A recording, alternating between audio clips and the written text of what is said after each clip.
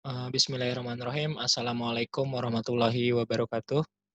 Waalaikumsalam warahmatullahi Waalaikumsalam. Waalaikumsalam warahmatullahi wabarakatuh.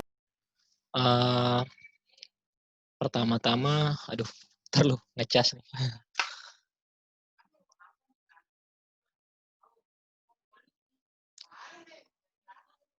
Pertama-tama kelompok kami di sini akan mempresentasikan tentang metode pengembangan evolutionary prototype dan spiral model, yang di mana kelompok ini beranggotakan saya sendiri Muhammad Haidar Rahman, teman saya Alidin, Muhammad Hardan Hidayat, dan Al-Fadhili Rabani.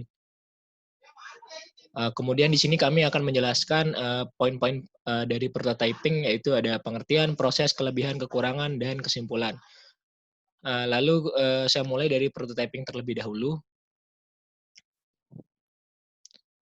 Yang pertama itu tentang pengertiannya, yang dimana evolutionary prototype yaitu prototype yang secara terus-menerus dikembangkan hingga prototype tersebut memenuhi fungsi dan prosedur yang dibutuhkan oleh sistem. Yang dimana pada tahap evolutionary prototyping ini memiliki proses-proses tertentu. Yang pertama, komunikasi dengan user, di mana user memiliki request kepada seorang programmer. Kemudian setelah dilakukan analisis kebutuhan dari user itu sendiri, dilakukanlah analisis kebutuhan sistem, yaitu dengan analisis kebutuhan sistem yang dimana mengacu pada sistem yang ingin dibuat. Kemudian setelah dianalisis kebutuhan sistem yang ada, difokuskan kepada bentuk desain dari sistem yang ingin dibuat, yaitu dengan quick design, di mana berupa UML, UI, dan UX. Kemudian lalu ada tahap construction, di mana pembuatan prototype itu sendiri. Setelah pembuatan prototype terjadi, dilakukan development delivery, yang dimana seorang programmer atau freelancer mungkin memberikan hasilnya kepada user, di mana jika user sepakat, maka prototype atau aplikasi tersebut atau software yang dibuat diberhentikan sampai saat itu. Namun jika user ataupun klien merasa tidak puas, maka bisa dilakukan prototyping kembali. Itulah yang disebut kenapa ini tuh evolutionary prototyping, dilakukan secara terus-menerus hingga menghasilkan aplikasi atau software yang sesuai dengan keinginan user. Lalu kelebihan dari evolutionary prototyping ini sendiri yaitu menggunakan model ini dapat menghemat waktu pengembangan, tentu karena proses yang dilakukan cepat dan tanggap, dan komunikasi antar klien dan programmer itu selalu ada gitu. Terus akan terjalin komunikasi yang baik antara customer dan pengembang. Yang saya jelaskan tadi tentang komunikasi antara klien maupun pengembang atau programmer.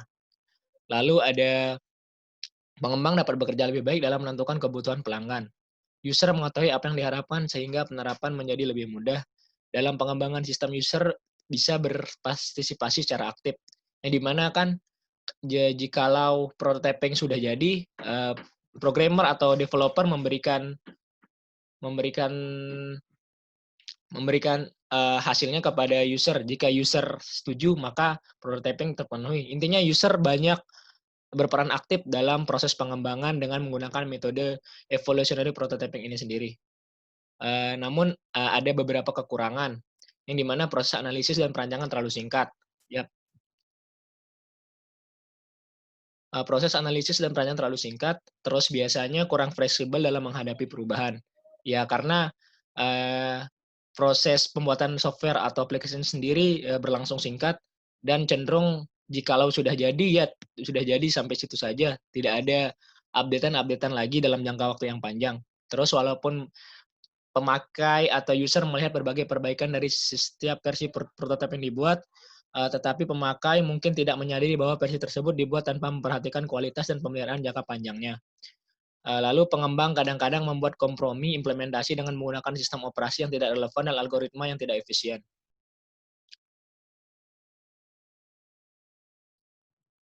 Lalu, ya, kayaknya nge-freeze ya. Lalu kesimpulan dari evolutionary prototyping ini sendiri yaitu cocok untuk startup yang berbasis kecil ataupun tidak jangka panjang. Itu seperti misal ada proyekan dari klien terhadap freelancer, seperti itu. Dan cocok untuk lingkungan freelancer. Dan proses yang dilakukan cepat dan kepercayaan pelanggan terjamin karena tidak ada komunikasi yang sangat baik antara pengembang maupun user itu sendiri.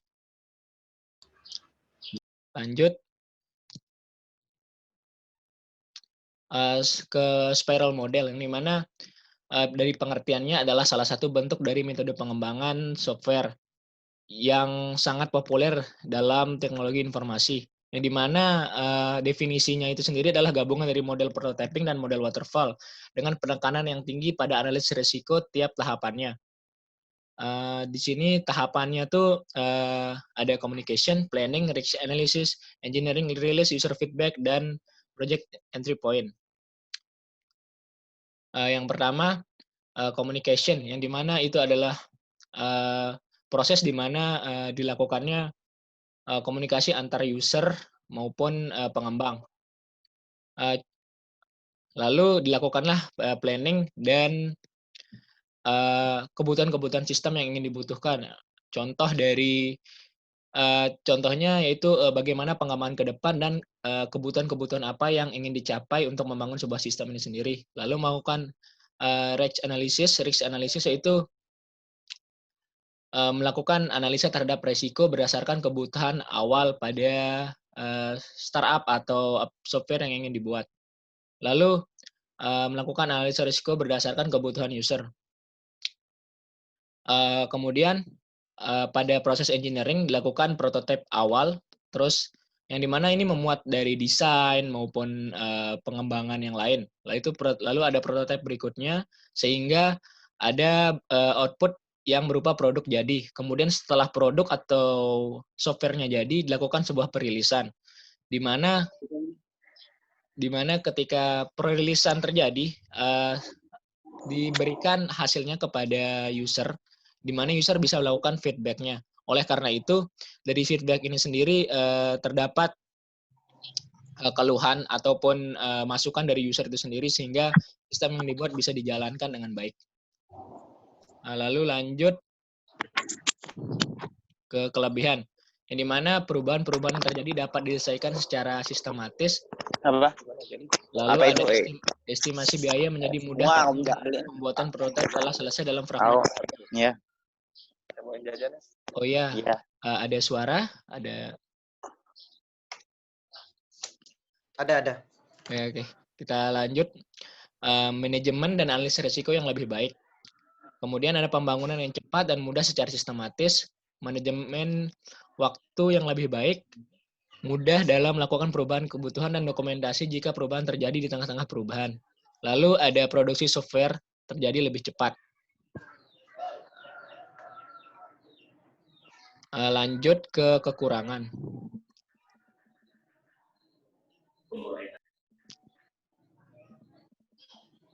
Lanjut kekurangan, yang dimana kekurangannya itu sendiri ada tidak cocok ketika digunakan dalam proyek-proyek kecil, tidak terlalu berguna dalam proyek-proyek kecil, lalu sulit dalam mengikuti strategi proyek kecil, kurang efisien dalam penerapan model spiral karena waktu yang digunakan, membutuhkan sumber pengalaman sebagai proses sehingga sangat kompleks, dalam melakukan proyek kecil estimasi biaya sangat tinggi, resiko dalam tahap planning jika terjadi perbedaan dalam jadwal pengembangan atau dalam anggaran belanja. Next di kesimpulannya bahwa spiral model ini cocok untuk software yang bersifat kompleks, lalu untuk lingkungan organisasi atau sebuah perusahaan, lalu yang dimana proses yang dibutuhkan cukup lama, tidak secepat evolutionary prototyping, dan memiliki incremental version. Ya, itu saja. Mungkin ada yang ingin bertanya? Ini referensi dari presentasi yang kita lakukan hari ini. Baik, terima kasih. Ini masih di-record ya. Ya. Jadi ada pertanyaan dari rekan-rekan mahasiswa yang lain tentang model yang evolusioner dan incremental. Dan model spiral, Pak. Spiral ya. Sorry. Ya. Ya, spiral. Bagaimana? Ada pertanyaan dari anggota yang dari rekan mahasiswa yang lain? Viral dan evolusioner.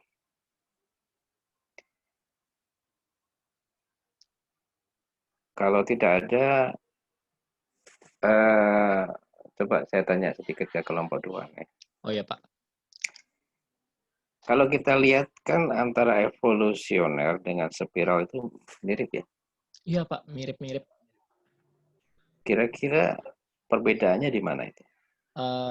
Perbedaannya dari analisis kami itu sendiri tentang ini, Pak, cara pengerjaannya.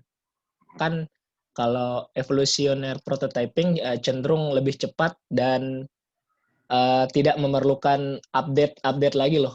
Kayak contoh software semisal kayak game ular deh, Pak. Contoh simpelnya kayak game ular ini mana kalau udah itu jadi ya udah jadi gitu. Sedangkan hilang suaranya, Haidar. hilang. Hilang suaranya, Haidar. Hilang ya? Ada kok. Oh ya. Sadar, kedengeran. Oh iya ya, berarti Saya dengar. koneksinya Alidin ya. Terus contoh dari spiral itu sendiri semisal kayak e-commerce, Pak, atau aplikasi yang berbasis game yang di mana memerlukan proyek yang cenderung jangka lama dan perlu ada update-updatean tertentu dan butuh feedback gitu dari user tentang bagaimana sih software atau aplikasi yang dibuat gitu. Biasanya ada perbaikan bug-bug tertentu untuk penyempurnaan softwarenya. Ada tambahan lagi dari anggota kelompok yang lain atau dari mahasiswa yang lain juga boleh, bukan kelompok 2. Mungkin boleh. ada dari Alidin, Pak ya? Boleh. Yang pertama, untuk perbedaan utamanya yang paling kelihatan antara metode spiral sama metode evolutionary prototyping. Kalau evolutionary prototyping dia itu lebih fokus ke one on one gitu. Jadi klien itu akan langsung ngomong sama si programmernya. Jadi semua tugas itu dibebankan ke programmernya. Karena pada umumnya proses dari development yang menggunakan prototyping dia itu tidak membutuhkan banyak tim gitu. Jadi cukup satu orang aja bisa selesai karena proyeknya bisa dibilang kecil. Dan juga perbedaannya itu berbeda dengan si spiral tadi. Kalau spiral dia cenderung ke pekerjaan tim. Nah, jadi pekerjaan tim itu lebih ke fokus ke sebuah organisasi gitu. Nah, jadi jadi setiap divisi-divisi tugas itu ada tim-timnya. Jadi, nah di situ pekerjaannya itu dibagi-bagi gitu. Yang analisis keinginan user gimana, yang programming gimana, yang melakukan marketing gimana, kayak gitu. Oke. Cukup, Pak Lidit? Iya, Pak, cukup. Seperti itu. Tadi ada kesalahan dikit ya. Kamu tadi bilang satu orang programmer cukup, itu tidak benar untuk yang evolusioner ya.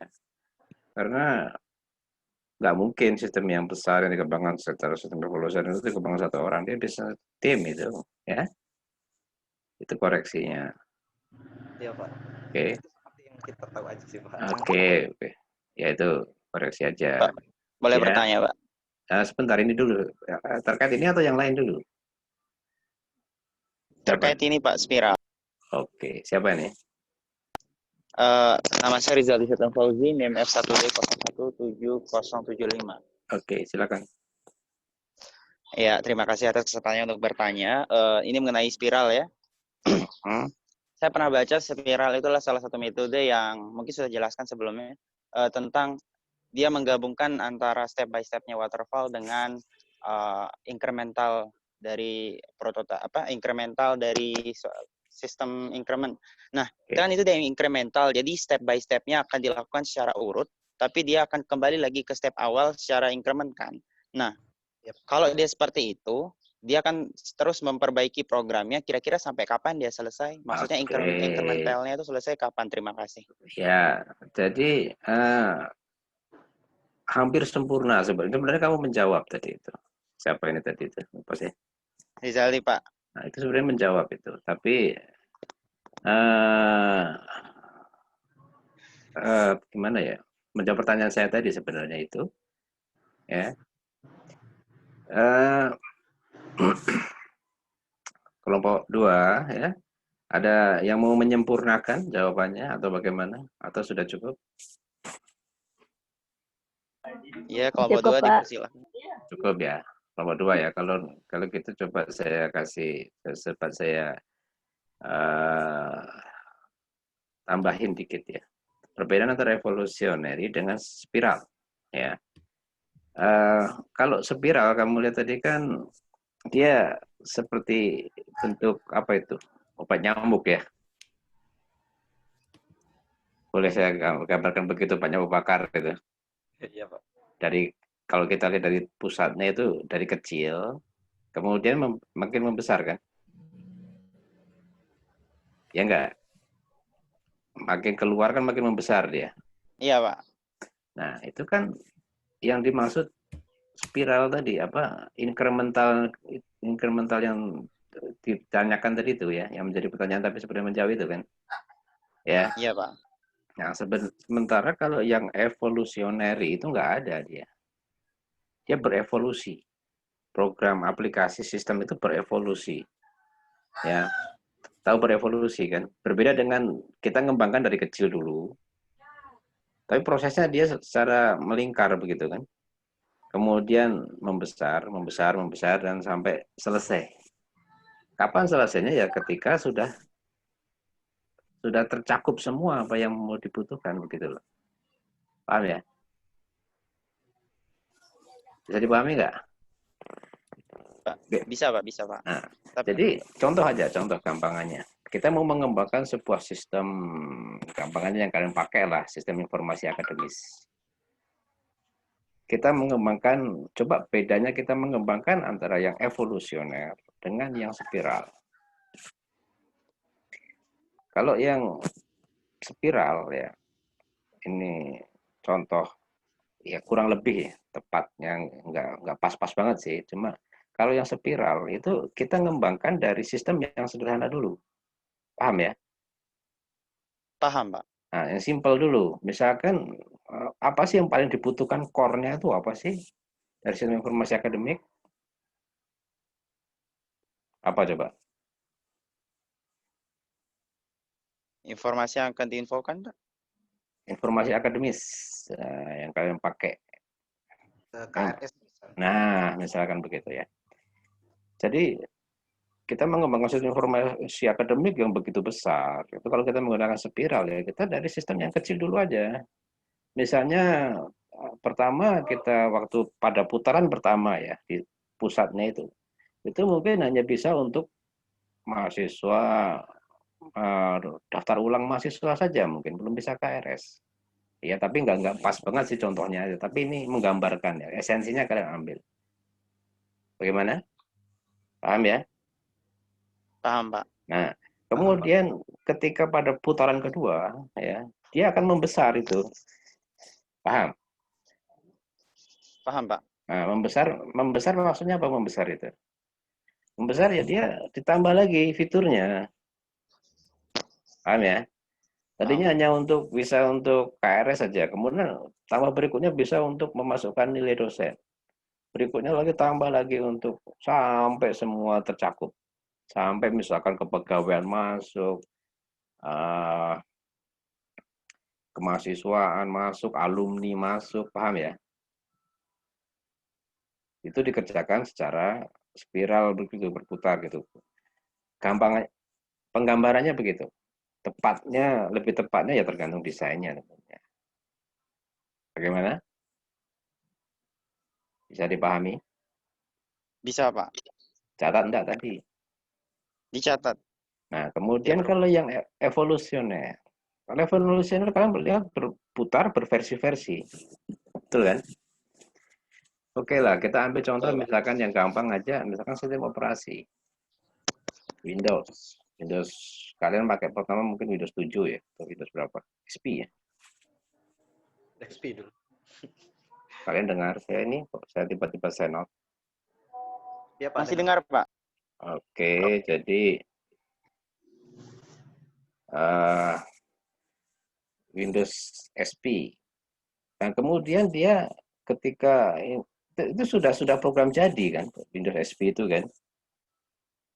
Sudah tercakup semua kan pada waktu itu. Halo? Iya, iya Pak. Ya, pada waktu Windows XP dirilis itu sudah tercanggih kan. Betul enggak? Sudah tercanggih. Nah, kemudian begitu jalan itu ada bug, ada update ya, dan seterusnya. Tapi itu dia lebih ke arah berevolusi. Tahu evolusi ya? Iya, baik Pak. Tahu. Evolusi tahu kan? Pernah dengar kata evolusi kan? Tahu Pak. Nah, evolusi itu perkembangan yang apa? Perubahan yang gimana sih definisinya evolusi? Ya contohnya seperti teorinya Darwin lah, terlepas setuju atau nggak setuju, manusia itu awalnya dari monyet begitu kan. Monyet kemudian berubah menjadi manusia, katanya begitu. Ya terlepas dari percaya atau nggak percaya. Tapi kita bisa menggunakan cara berpikir seperti itu ya untuk memahami model yang evolusionary. Jadi sistemnya sudah lengkap dirilis pasaran misalkan atau ke user. Kemudian dia karena berevolusi, dia mengembangkannya dengan model yang evolusi, maka ya ketika jalannya waktu Baik, dia Pak. akan menerima bug dan sebagainya. Tapi bukan dari sistem yang kecil dulu, simple dulu, membesar begitu, beda kan? Beda, Pak. Beda ya, jadi bisa diambil. Kayak kalau misalkan kalau kita menciptakan ya misalnya Tuhan menciptakan manusia pakai pakai spiral yang mungkin diciptakan tangannya dulu, begitu kan nggak mungkin ya. Ya begitu ya. Iya, Pak. Iya, Pak. Oke, jadi begitu perbedaannya. Ada pertanyaan lagi atau menurut? Udah jelas, Pak, boleh Pak, pertanyaan terakhir saja, Pak. Mungkin untuk kelompok yang sedang presentasi tadi presentasinya cukup bagus tentang spiral. Nah, kebetulan kemarin saya dulu mungkin pernah mengerjakan tugas ingin membuat proposal pengerjaan suatu sistem informasi. Proposalnya gimana tuh saya buat kayak gitu, Pak, menggunakan metode spiral. Cuman ada kebingungan di sana karena dia ini incremental. Saya tidak tahu untuk merancang proyeknya seperti apa karena kita tidak tahu sampai mana dikatakan program itu cukup sesuai dengan permintaan klien karena ini kebetulan spiral, Pak. Dia kan terus berkembang. Saya tidak tahu kapan akan selesainya.